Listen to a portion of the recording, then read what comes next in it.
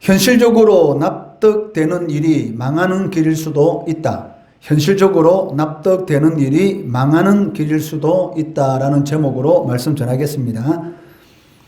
오늘부터 살펴볼 19장과 20장은 애굽에 대한 하나님의 심판 예언이 기록되어 있습니다.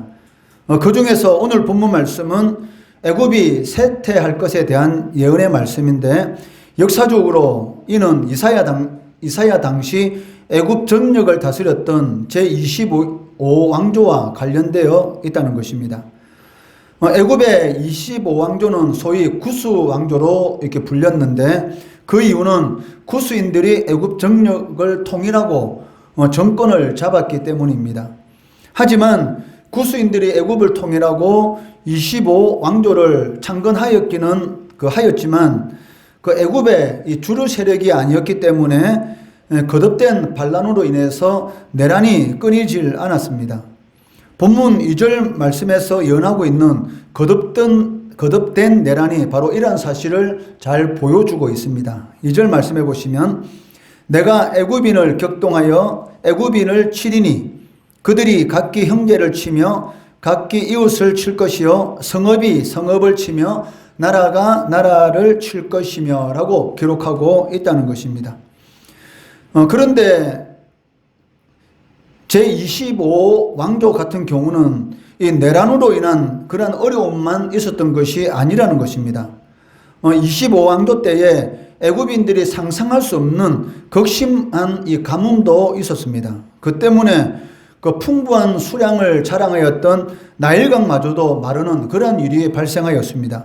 5절 말씀해 보시면, 바닷물이 없어지겠고 강이 잦아서 마르겠고, 나일강은 그 규모 면에서 세계에서 두 번째로 큰 강이기 때문에 당시 사람들은 이 나일강을 마치 이렇게 바다로 이렇게 생각하고 있었습니다. 그렇기 때문에 5절 말씀에서는 나일강이지만 이 바닷물이 없어지겠고 강이 잦아서 마르겠다라고 표현하고 있다는 것입니다. 이때 일어난 이 가뭄은 애국 경제에 치명적인 이 영향을 주었습니다. 그 나일강은 애굽의 젖줄이라고 말할 수 있을 만큼 애국 경제에 절대적인 영향을 끼치고 있었는데, 이러한 나일강이 이 가뭄으로 인해서 마름으로 곡식이라든지 많은 그 경제적인 곳에 좋지 않은 그러한 이 악영향을 미치게 되었다는 것입니다. 결국 애굽은 그 거듭된 이러한 내란들에 의해서, 그리고 이 극심한 가뭄으로 인해서 급격하게 쇠퇴하게 되는데, 당시 이 근동 지역의 그 신흥 이 강대국이었던 그 아수르의 침공을 받아서 결국은 이 애굽이 그 아수르에 이 종속되는 그러한 일이 발생하게 됩니다. 이러한 이 본문의 예언의 말씀은 그 애굽의 이 쇠퇴와 이 몰락이 하나님께서 그들을 심판한 결과다라는 것을 우리들에게 보여주고 있습니다. 이러한 이 본문 말씀을 통해서 하나님께서 우리에게 주시는 그 영적 교훈이 무엇인지를 살펴보도록 하겠습니다. 첫째는 그 성도가 참으로 의지할 분은 하나님 한 분밖에 없다는 것입니다. 오늘 본문 말씀을 시작으로 해서 19장, 20장의 말씀은 애굽에 내릴 그 심판을 예언하고 있다라고 말씀드렸습니다. 이처럼 하나님께서 애굽에 심판을 내리시는 그 이유가 무엇이겠습니까? 그것은 그 하나님의 백성인 이 유다가 하나님을 의지해야 하는데도 불구하고 하나님 대신 이 애굽을 의지하고 있었다는 것입니다. 이러한 그 유다 백성들의 애굽을 의지하는 것이 얼마나 어리석은 일인지 그러한 것들을 깨닫게 하기 위해서 하나님께서 애굽에 대한 심판을 말씀하고 있다는 것입니다. 그 애굽은 그 세계 4대 문명의 이 발상지입니다. 그리고 고대 근동 세계에서 아수르나 이 바벨론 제국이 나타나기 전까지만 하더라도 최고의 강대국이 바로 애굽이었습니다. 그렇기 때문에 이스라엘은 그 나라가 위기에 처할 때마다 항상 이 애굽에게 도움의 손길을 내밀고 애굽을 의지하였던 것을 알 수가 있습니다. 이렇게 애굽을 의지하였던 이러한 것들은 그 이사야 선지자 때도 마찬가지였습니다. 아하스 왕 시대에는 그 북이스라엘과 아람 연합군이 유다를 침공해 오게 되자 이 유다는 그 아수르를 의지해서 북쪽 이스라엘과 이 아람 연합군을 격퇴할 수가 있었습니다. 그렇지만 그 세상에 공짜가 어디 있겠습니까? 아수르에게 도움의 손길을 내민 그 순간부터 그 아수르의 간섭과 그리고 아수르의 억압을 받을 수밖에 없는 그러한 상황 가운데 남유다가 처하게 되었다는 것입니다. 그리고 결국 이러한 일들은 그 아수르가 유다를 침공하는 그런 빌미를 제공하게 되었습니다. 이처럼 그 아수르가 유다를 침공하려는 그런 이 조짐을 보이게 되는데, 그 당시 유다 왕은 이 아하스 왕의 아들인 히스기야가 유다 왕으로 있었습니다. 그 히스기야 왕 때에 그 자신들이 지금까지 이 전통적으로 의지해 오던 그 애굽의 이 도움의 손길을 내밀게 됩니다. 즉, 이 애굽의 힘을 빌어서 이 아수르를 물리치겠다라는 그런 생각을 가지고 있었습니다. 그렇지만 그 이러한 모습은 하나님의 뜻이 아닙니다. 하나님은 유다가 오직 하나님만을 의지하기를 원하시고 계시고, 또 하나님의 백성들은 당연히 하나님을 의지하는 것이 당연한 것이지 않습니까? 그렇기 때문에 하나님께서는 그 이사야 선지자들로 하여금 그 애굽에 임할 이런 심판에 대해서 말씀하심으로 애굽에게 이 도움의 손길을 내미는 것이, 즉 애굽을 의지하는 것이 얼마나 어리석고 우매한 것인지를 그 하나님의 백성들인 이 유다 백성들에게 깨닫도록 하기 위해서 이러한 예언의 말씀을 전해주고 계시다는 것입니다. 그 사실 당시에 이 남쪽 유다가 이 애굽에 이 도움의 손길을 내밀고 의지하는 것은 그 현실적으로 납득되는 그러한 일이었습니다. 그런데 현실적으로 납득이 된다고 해서 그러한 모든 일들이 좋은 결과를 내는 것은 아니라는 것이죠. 그러한 일들이 이 망하는 길로 인도하는 그러한 일이 될 수가 있다는 것입니다. 당시 그 유다가 판단할 때 애굽은 결코 무너지지 않을 것이다 라는 그러한 생각을 하고 있었습니다. 설사 아수르가 신흥 강대국으로서 아무리 강하다 할지라도 애굽은 능히 이기지 못할 것이다 라는 그런 생각을 하고 있었습니다. 그렇지만 애굽은 이 겉으로 보기에는 너무나 견고하게 보였고 안전하게 보였지만 실제로는 하나님 보시기에는 이 망해가는 그런 나라에 불과하였던 것입니다. 우리가 이 나무를 이렇게 바라보다 보면 겉으로는 멀쩡하게 보이는데 그 나무를 잡는 그 순간 쉽게 부러지는 그런 나무를 이렇게 볼 수가 있습니다. 그 이유가 무엇이냐면 그 속이 썩어 있기 때문이죠. 겉으로는 전혀 아무 이상 없이 보이는데 속이 썩어 있는 나무는 우리가 잡아가지고 매달리려고 하는 그 순간 그 나무가 아무 힘도 없이 부러지는 것을 볼 수가 있습니다. 만약 여러분들이 어떤 높은 산을 오르고 이 비탈길을 이렇게 오르기 위해서 한 나무 가지를 잡았는데 그 나무 가지가 속이 병든 나무 가지다. 그러면 어떻게 되겠습니까? 그 나무 가지는 당연히 부서지게 될 것이고 아마 비탈길 아래로 굴러 떨어지게 될 것입니다. 마찬가지로 이사야 당시 애굽이 바로 그와 같은 상태였던 것입니다.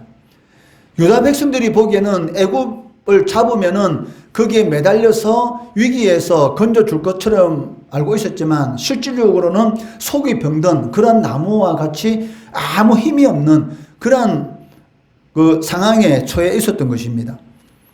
그런데 여기서 우리가 짚고 넘어가야 할 것은 그 하나님 대신 의지하는 모든 것들이 다 이 애굽과 같은 그러한 그 위치에 있다는 것입니다. 이 세상에 속한 모든 것들 아무리 견고하게 보이고 안전하게 보인다 할지라도 사실은 견고한 것이 아니라는 것입니다.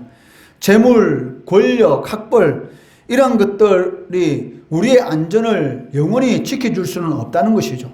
어느 순간은 지켜줄 수가 있습니다. 그렇지만 아무리 막강한 권력, 대통령도 5년이 지나면 그 자리에서 내려와야 되는 것이고 아무리 많은 재물을 가지고 있다 할지라도 그 재물이 어떤 이 외부적인 환경에 의해서 하루아침에 그 재물이 사라질 수 있는 그런 일도 발생할 수가 있다는 것이죠.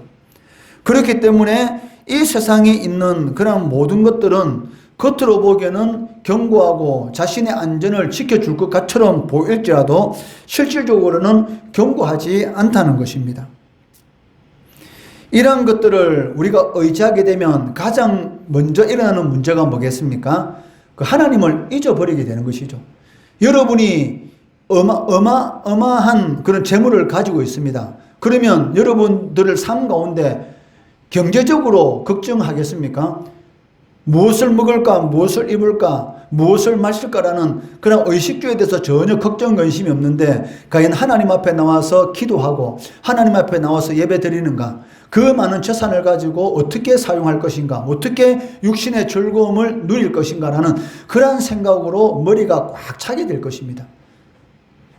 그렇지만 그러한 모든 것들, 아무리 그런 모든 것들이 자신을 안전하게 해줄 것처럼 보인다 할지라도 궁극적으로는 하나님을 잊어버리게 되는 치명적인 그런 위험에 빠질 수가 있다는 것이죠. 왜? 하나님을 잊어버리면 어떻게 됩니까? 지옥, 멸망을 당할 수밖에 없다는 것입니다.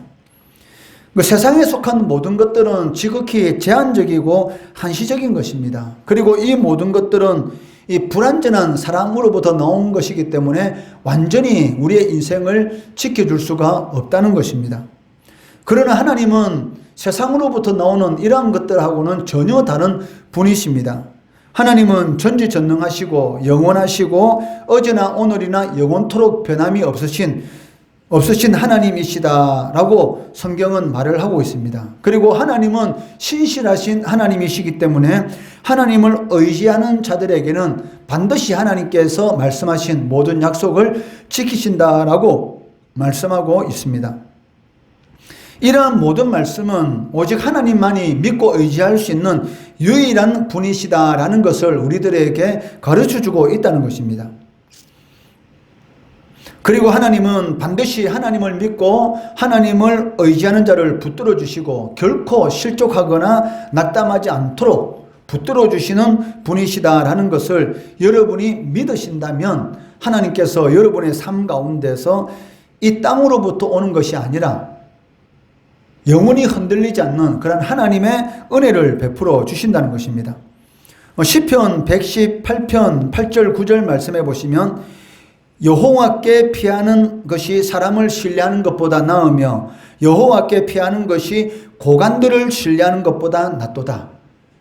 즉 하나님을 의지하는 것이 이 세상에 있는 고관들, 아무리 막강한 권력을 가지고 있는 그러한 사람들을 믿는 것보다 더 낫다. 왜? 사람은 상황에 따라 항상 변할 수가 있는 그런 불완전한 존재입니다.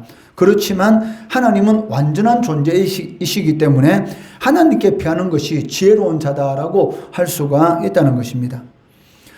둘째는 오늘 본문 말씀을 통해서 하나님의 뜻을 분별하고 행하는 자가 참된 지혜자다라고 할 수가 있다는 것입니다. 13절 말씀해 보시면 소안의 방백들은 어리석었고 노베 반백들은 미혹되었도다. 그들은 애굽 종족들의 모퉁이 돌이거늘 애굽을 거룩하게 하였도다라고 말씀하고 있습니다. 이 13절 말씀은 그 애굽이 멸망할 수밖에 없었던 그 원인 중에 하나로 애굽 방백들, 즉 애굽 지도자들의 이 어리석음에 대해서 지적하고 있습니다. 사실 이 애굽은 세계 문명, 이 4대 문명의 발상지입니다. 그렇기 때문에 이 문화라든지 이러한 부분에 대해서 상당히 뛰어난 그런 지식들을 소유하고 있었습니다. 그렇기 때문에 이 애굽의 이 지도층에 있는 또 지식인들은 세상적으로 볼 때는 결코 어리석은 사람들이 아니었습니다. 세상적으로 본다면 당시 애굽에 있는 학문이라든지 이런 것들은 그 당시에서는 정말 이 최상위의 그러한 이 학문과 이런 지식을 가지고 있었기 때문에 결코 애굽에 있는 지식인이라든지 이런 사람들이 어리석은 사람이 아니었다는 것입니다. 그들은 세상적으로는 누구보다도 지혜로운 그러한 사람들이었습니다. 하지만 그들이 가지고 있었던 지혜는 가장 중요한 지혜, 즉 하나님을 경외하고 하나님의 뜻을 아는 그러한 지혜가 없었기 때문에 결국 애굽을 이 멸망으로 치닫게 할 수밖에 없었다는 것입니다. 애굽을 거룩하게 하였도다. 즉 애굽을 망하도록 하였다, 인도하였다라고 말씀하고 있다는 것입니다. 그렇다면 이 세상적으로 볼 때는 얼마나 애굽에 있는 지도층 인사들이 지혜로운 자들입니까? 그런데도 불구하고 그들이 왜 이렇게 미련함에 이렇게 미혹된 그 이유가 무엇이겠습니까? 거기에 대해서 14절에서 그 이유에 대해서 말씀하고 있는데 14절 말씀해 보시면 여호와께서 그 가운데 어지러운 마음을 섞으셨으므로 그들이 애굽을 메사에 잘못 가게 함이 취한 자가 토하면서 비틀거림 같게 하였다라고 말씀하고 있습니다. 즉 하나님께서 그들에게 어지러운 마음을 주셔서 그들이 결국 애굽을 잘못 가도록 만들었다라고 말씀하고 있다는 것이죠. 이 말씀은 그 애굽이 망한 것이 근본적으로 하나님께 그 원인이 있다라는 그러한 뉘앙스를 풍기고 있습니다. 그렇지만 그것은 사실이 아닙니다. 하나님은 그 악을 조장한다든지 어느 특정한 사람이나 나라를 망하도록 일부러 그러한 일을 일으키는 분이 아니시라는 것입니다. 그렇기 때문에 여기 하나님께서 애굽의 방백들에게 어지러운 마음을 섞였었다라는 이 말은 그 출애굽 때에 이 바로 왕의 마음을 하나님께서 완악하게 하셨다라는 그 말과 이 동일한 뜻을 가지고 있는데 이 말이 무슨 말이냐면 그대로 내버려 두셨다라는 그런 의미를 가지고 있다는 것입니다. 사람은 하나님께서 붙들어 주지 않으면 반드시 망하는 길로 걸어갈 수밖에 없는 그런 존재입니다. 그런데 이 세상이 예수를 믿지 않는 사람들이 얼마나 많고 악한 사람들이 얼마나 많습니까? 그런데도 불구하고 이 세상이 멸망하지 않고 이처럼 유지되는 그 이유가 무엇입니까? 그것은 하나님께서 모든 사람들에게 일반 은총을 베풀어 주시기 때문입니다. 사람들 마음속에 양심이라는 것을 심어 주셔서 이것은 선한 것이고 이것은 악한 것이다 라는 것을 알게 해주시고 또 이 세상 가운데 이 법이라는 이런 규칙을 사람들에게 주셔서 이 세상이 주님이 재림하시는 그날까지 유지되도록 하나님께서 섭리하고 계신다는 것이죠. 그런데 문제는 사람을 불신자나 신자나 하나님께서는 일반 은총을 통해서 붙들어 주시고 특별히 신자는 특별 은총을 베풀어 주셨죠. 왜? 하나님을 알 수 있는 은혜, 예수를 하나님의 아들이심을 구세주를 믿을 수 있는 은혜, 이것이 바로 특별 은총인데 이 특별 은총 이외에 이 세상에 있는 모든 사람들에게 일반 은총을 베풀어 주셔서 주님께서 재림하시는 그날 때까지 이 세상이 유지되도록 지금 역사하고 계신다는 것이죠. 그런데 하나님께서 붙잡고 있는 그 손을 놓아버리면 어떻게 되겠습니까? 그 나라가 망하기도 하고 하나님께서 어떤 나라에 한 사람에게 은혜를 베풀어 주시면 그 나라가 강하게 세워지기도 한다는 것이죠. 그렇기 때문에 하나님께서 애국 방백들 가운데 어지러운 마음을 섞으셨다라는 이 말은 하나님께서 베푸시는 은혜를 그냥 거두셨다. 그냥 붙들어 주신 은혜를 그냥 내버려 두셨다라는 그런 의미를 가지고 있습니다. 이처럼 하나님께서 한계를 지니고 있는 세상 그 지혜 가운데 있는 이 지도층 인사들을 즉 방백들을 붙들어 주지 않고 그대로 방치하니까 그들이 애국과 그리고 그 바로를 그릇된 길로 인도하게 되었다라고 말씀하고 있다는 것입니다. 이를 통해서 우리가 알 수 있는 것은 진정한 지혜자는 그 세상의 지혜나 지식을 많이 갖춘 자가 아니라 하나님을 경외하는 자, 그리고 하나님의 가르침과 인도를 따르는 자가 진정한 지혜자다라고 말을 할 수가 있다는 것입니다. 물론 세상의 지혜도 우리의 삶 가운데 반드시 필요합니다. 그렇지만 세상의 지혜가 우리의 삶을 윤택하게 할 때도 있다는 것입니다. 그러나 종종 이 세상의 지혜의 문제는 무엇입니까? 사람들을 교만하게 하죠. 많이 배운 사람들이 더 도둑질을 잘하지 않습니까?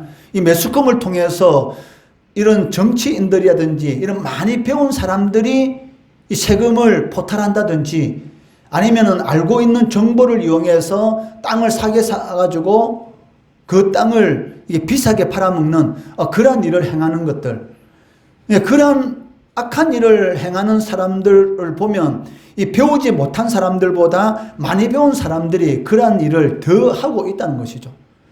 그러니까 세상의 지혜는 이 사람을 교만하게 만들기도 하고 또 악을 더 부추기는 그런 원인이 된다는 것이죠. 자기가 가지고 있는 이 지혜를 가지고 지식을 가지고 세상에 있는 것을 이 불법적으로 자신의 것으로 만드는 그러한 사람들도 우리가 볼 수가 있다는 것입니다. 그렇지만 하나님으로부터 배우는 지혜는 어떻습니까? 자신이 누구인지를 깨닫도록 만들어주고 항상 이 겸손하게 하고 또 거룩하신 하나님의 뜻을 알도록 하고 악에서 떠나서 이 생명의 삶을 살도록 이끌어 준다는 것입니다.